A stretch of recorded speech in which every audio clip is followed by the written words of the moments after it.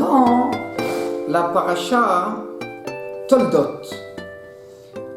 La Torah nous raconte l'épisode comment Yitzhak a donné les bénédictions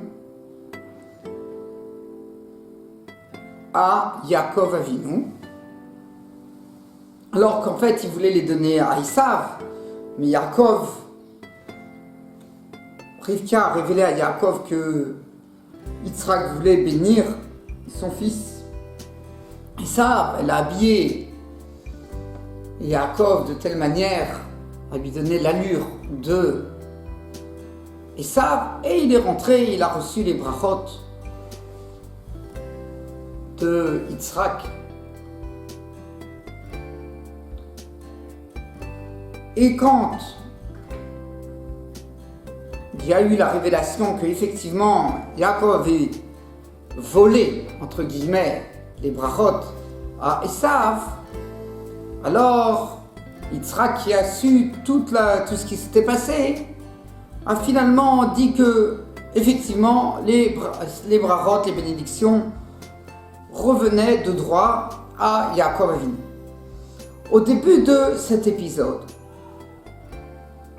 la Torah nous dit, en le paragraphe 27, le premier verset, Vayi ki zaken Yitzhak, ça a été quand Yitzhak est devenu vieilli, Vatik ena enav murot, et il est devenu aveugle.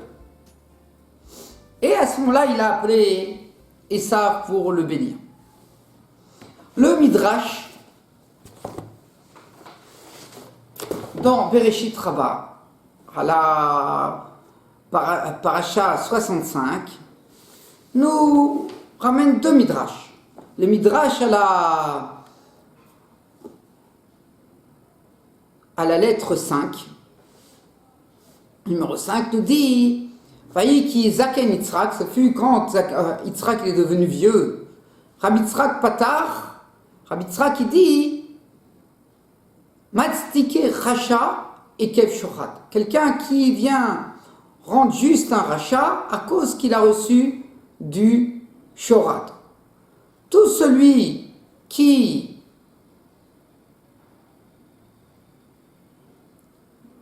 va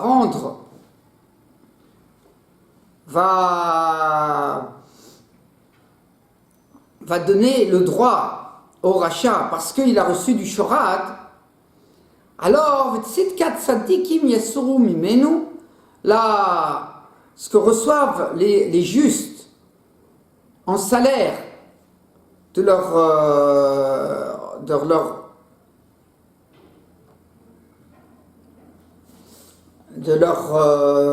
leur tzidkout, du fait qu'ils sont justes, alors il ne va pas recevoir. Qu'est-ce que c'est?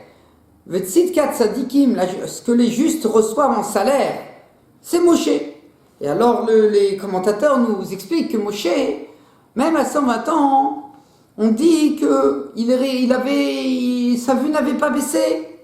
Il est resté avec une vue parfaite jusqu'au dernier moment de sa vie.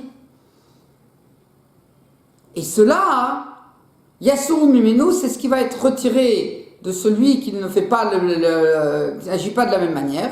On dit c'est Yitzhak, Razve Shalom, c'est Yitzhak, du fait qu'il a voulu être matzdik, il a voulu donner raison au rachat, alors c'est pour ça qu'il est devenu aveugle. Alors ensuite, ce même Midrash, à la lettre 7, nous dit, tu vas pas prendre de shorat, tu vas pas prendre de pot de vin. Dire à Yitzhak, celui qui prend, entre guillemets, des pots de vin de quelqu'un qui était obligé de lui donner. Ça veut dire qu'en fait, Yitzhak, il n'a pas vraiment pris des pots de vin de Esav. Qu'est-ce qui s'est passé? Esav, depuis sa jeunesse, quand il allait à la chasse, alors il ramenait ce qu'il avait chassé dans la forêt, dans les champs, et il nourrissait Yitzhak Avinu. Il lui amenait, il lui donnait à manger, il était gentil. On dit, il n'y a pas une personne qui a fait Kavod Avaim, qui a donné le respect à son père, qui a fait des gestes de respect, d'agrandir la valeur de son père à ses yeux, comme Esav. Et donc Esav, il avait comme ça, il donnait beaucoup, beaucoup de respect à son père. Et grâce à cela, il s'est acquis Yitzhak. Yitzhak, son cœur était complètement, il aimait beaucoup, beaucoup son fils Esav. Malgré, il ne savait pas que Esav faisait beaucoup de choses pas très très bien. On a vu l'année dernière que Esav, à l'âge de 15 ans, il avait déjà tué, il avait déjà violé, il avait déjà fait voler, il avait déjà fait beaucoup, beaucoup de choses pas très belles. Mais Yitzhak, il n'était pas au courant. Et Yitzhak n'a pas été mis au courant parce que tellement Esav faisait de respect à son père Yitzhak, alors ça voilait les yeux de Yitzhak. Dans les lois des juges, au chapitre 9, là, le Shulchan Aruch vient nous expliquer l'interdit de prendre des pots de vin pour un juge. Alors ils nous disent, il faut qu'un juge fasse très très attention de ne pas prendre de pots de vin, même pour prononcer un jugement exact. Ça veut dire que c'est pas qu'il reçoit de l'argent, le juge, et que la personne qui lui amène l'argent lui dit, écoute, j'ai un jugement devant toi, je suis pas très sadique, je te donne de l'argent et tu vas dire que c'est moi qui ai raison. Non, ça c'est sûr, c'est interdit. Un juge, il n'a pas le droit on n'a pas besoin d'apprendre qu'il n'a pas besoin de prendre des pots de vin. C'est complètement interdit, quoi. Le juge, il va donner raison parce qu'il prend de l'argent, il va donner raison à la partie qui a tort. Ça, c'est sûr, on n'avait pas besoin. Non, on est en train d'apprendre que même un pot de vin qui vient, il reçoit de l'argent. La personne lui dit, non, moi je te donne de l'argent. Non, je veux que tu me juges de manière juste, que tu dises la vérité. Si j'ai tort, j'ai tort. Et si j'ai raison, j'ai raison. Non, stop. Mais il lui apporte quand même de l'argent pour son jugement. Alors, le juge n'a pas le droit de prendre. Et s'il a pris de l'argent, le jugement qu'il va prononcer est nul et non avenu. Alors, on nous dit, et même s'il n'a pas pris d'argent, il a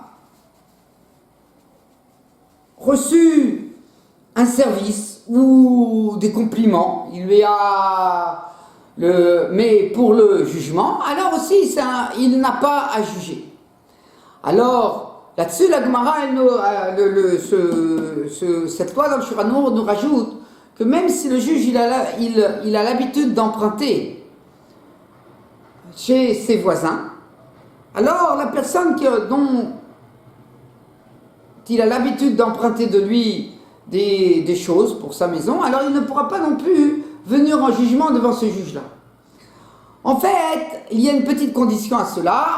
On est en train de parler que ce juge-là, cette personne qui est juge et qui a l'habitude de recevoir, donc d'emprunter des choses à son voisin, il ne fait qu'emprunter, il ne rend pas. Ça veut dire il ne prête pas à son voisin. Il emprunte, il rend, c'est sûr il rend, mais il ne va pas prêter à ses voisins. Mais si lui il prête, il a aussi l'habitude de prêter à ses voisins. Ça veut dire que Réhouven il est juge et il a un voisin Shimon. Et une fois c'est Réhouven qui emprunte de Shimon, une fois c'est Shimon qui emprunte de Réhouven. Dans un cas pareil, alors c'est pas qu'il a reçu un service spécial de Shimon. Finalement lui aussi il donne à Shimon. Donc comme il y a on va dire ils ont fait la même chose. Donc il n'a pas reçu un supplément d'intérêt de Shimon. Alors Réhouven il pourra être le juge de Shimon. Là, le Shulchan Aruch nous rajoute, si il y avait Réhouven et Shimon, ils avaient un jugement devant Yehuda. Yehuda, on savait déjà que Réhouven et Shimon devaient venir au jugement devant Yehuda.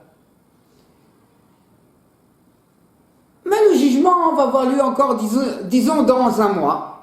Et dans ce mois-là, il y a eu à un moment donné, le juge, Yehuda, qui était le juge, il a eu besoin d'un cheval. Et Shimon, il lui a prêté un cheval. Mais il lui a pas dit, je te prête ce cheval et tu te rappelles, j'ai un jugement devant toi. Non, il avait besoin d'un cheval, il lui a prêté un cheval, il avait un cheval, il lui a prêté un cheval. Alors, dans un cas pareil, le juge, Yehuda pourra juger, s'occuper du différend qu'il y a entre Réhouven et Shimon. Ah, il a reçu un service de Shimon, au milieu du mois, mais comme ça n'a pas été précisé que c'était pour le jugement, et que c'était avant, malgré qu'il savait déjà, on savait déjà qu'il y avait un jugement entre Réhouven et Shimon et que Yehuda, ça risquait d'être leur juge, malgré tout, il est caché. Mais on a besoin de deux conditions pour que cette loi soit bonne. Premièrement, qu'au moment où Shimon il est prêté le cheval à Yehuda, qu'il ne lui est pas précisé, ah tu te rappelles, j'ai un jugement avec toi, parce que s'il lui a précisé, alors du fait qu'il lui a précisé, déjà ça a entraîné que ça s'appelle un pot de vin, donc c'est interdit, à ce moment-là c'est interdit que Yehuda il juge Shimon, le jugement de Shimon, il devra l'envoyer ce jugement devant quelqu'un d'autre. Et deuxièmement, il faut qu'au moment où Shimon il est rendu ce service à Yehuda, il faut que ce n'ait pas été en présence de Réhouven. Parce que si ça a été en présence de Réhouven, alors malgré que Shimon n'avait pas l'intention que c'est pour le jugement, mais Réhouven, lui, il a vu que Yehuda a reçu un service particulier de Shimon, et alors quand ils vont arriver au jugement devant Yehuda, Réhouven et Shimon, alors Réhouven il va se dire oh là là, j'ai vu que Shimon il est très très proche de mon juge Yehuda, et donc qu'est-ce que je vais dire, de toute manière tout ce que je vais dire ça va pas être pris en compte, et il va pas parler et il va perdre son jugement parce que ça lui aura coupé son argumentation. Donc dans un cas pareil où ce service a été fait en présence de Réhouven, de la personne qui devait aller avec lui au jugement, alors Yehuda ne pourra pas juger Réhouven Shimon. Donc, dans ce cas-là, donc, où des conditions ont été remplies, ça n'a pas été fait en présence de Réhouven, et deuxièmement, il n'a pas été précisé au moment où le service a été rendu que c'était pour le jugement. À ce moment-là, Yehuda peut, en théorie, juger Réhouven et Shimon. Seulement si Yehuda, il va faire la mesure que dans son cœur, quand il a reçu ce service de Shimon, alors ça lui a donné un rapprochement de cœur avec Shimon, alors Yehuda aura le droit de se retirer, et ça sera peut-être bien même qu'il se retire de ce jugement, de telle manière, de peur que peut-être, au moment où il va entendre l'argumentation de Réhouven et de Shimon, alors il risque d'être parti pris pour Shimon, et donc son jugement ne sera pas un jugement véritable, il risque donc de ne pas juger comme il faut. Revenons à notre histoire entre Yitzhak, Yaakov et Esav. Alors, on dit que il a pris du shorat. Yitzhak, comme il recevait depuis des années, Esav avait l'habitude de lui apporter les produits de sa chasse, de le nourrir et de faire beaucoup de respect à son père, ce que ne faisait pas Yaakov. Yaakov, il était au Beth Midrash, il y avait des choses qu'il ne se permettait pas de faire. Alors, Yitzhak, le cœur d'Yitzhak était avec Esav. Et donc, il voulait lui donner une bénédiction. Mais, il faut se rappeler, premièrement, Esav, c'est le fils de Yitzhak, c'est normal. S'il fait plus de respect, il donne beaucoup de respect à son père, il lui fait beaucoup de choses pour rendre service à son père. C'est naturel, c'est normal. Ça s'appelle un peu de vin. Deuxièmement, les bénédictions que Yitzhak il a voulu donner à Esav. Esav, c'était son premier-né. Ça veut dire que bien que Esav et Yaakov étaient jumeaux, mais c'était son premier-né. Alors, peut-être que de droit revenaient en héritage les bénédictions à Esav. En quoi on voit le fait que ce qu'il a voulu donner les bénédictions à Esav, ce n'était pas juste. Elle revenait de droit à Yaakov. Alors en fait, on voit dans la fin de la paracha précédente que Abraham Avinu, il n'a pas voulu bénir son fils Yitzhak. Pourquoi il n'a pas voulu bénir son fils Yitzhak avant sa mort? Il dit, avant qu'il soit décédé, parce qu'il s'est dit, il a vu que Esav, il allait sortir de Yitzhak. Ça veut dire que Abraham, il a vu, avec sa prophétie, que Esav, il allait faire beaucoup de choses pas belles, comme on a cité au préalable, qu'il a assassiné, il a violé, il a volé, c'était quelque chose de terrible. Esav. Yitzhak n'était pas au courant, mais Abraham, il a su même avant. Il a vu en prophétie que c'est ça qui allait se passer. Donc il n'a pas voulu bénir Yitzhak de peur que Yitzhak il donne les bénédictions à Esav. De cet épisode-là, on voit quelque chose. On voit que les bénédictions, donner les bénédictions, faire passer les bénédictions d'un tzaddik, d'un juste à un autre juste, ce n'est pas un héritage. Les bénédictions, elles appartiennent à Akadosh Baruch Hu. C'est vrai que Akadosh Baruch Hu, il a donné ces bénédictions, la force de bénir à Avraham Avinu, et il a permis à Avraham Avinu de transmettre cette force à ses enfants, au fils qu'il choisira parmi ses enfants qui pense qu'il était adéquat pour être celui qui allait être la personne qui allait bénir, qui avait la force de bénir la génération. Mais c'est comme si à quel jour il avait dit, moi je te donne les bénédictions, comme ça il a fait à Yitzhak. À quel jour il a transmis les bénédictions à Yitzhak. Mais il lui a dit, je te donne les bénédictions, et ensuite tu les transmettras à la personne, à celui de tes enfants qui mérite ces bénédictions. Et ça ne méritait pas la bénédiction, c'était pas un héritage. Donc c'était pas un héritage, il y avait un jugement. Yitzhak, il devait choisir au moment où il a décidé de faire passer cette force de bénir à l'un de ses enfants, il devait juger quel est celui de ses enfants qui est apte à recevoir, qui est méritant pour recevoir cette force de bénir après lui. Alors, c'est là qu'il aurait dû faire attention de ne pas se laisser pencher à donner les bénédictions par le fait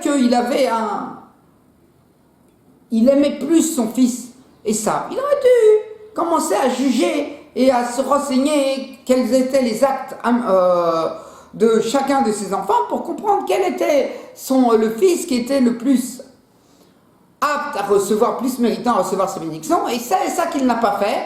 Il a été selon les penchants de son cœur. Et c'est pour ça que le Midrash, bien que c'était une chose très... puisque Yitzhak ne savait pas les actes de Esav. Esav cachait tout à son père. Il cachait tout ce qu'il faisait qui n'était pas bien.